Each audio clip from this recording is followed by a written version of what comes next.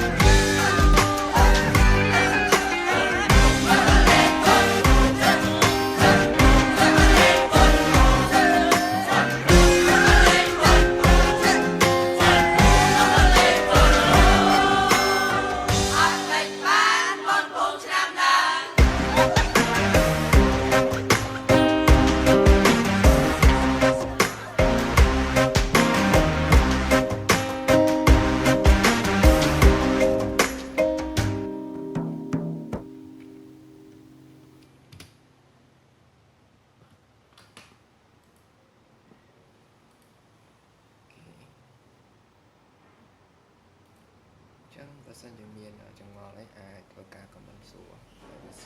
សិនជាអ្នកចង់ក្រុមពរខ្ញុំយកបទផ្សេងៗទៀតអាចជួយ comment ឈ្មោះចំណងចំបត់ចម្រៀងមួយក៏អាចជួយដាក់ជា link វីដេអូអញ្ចឹងខ្ញុំព្យាយាមស្វែងរកអក្សរបទដែលងាយស្រួលដែលប្រើប្រាស់ Capcom អូខេអញ្ចឹងសូមអរគុណ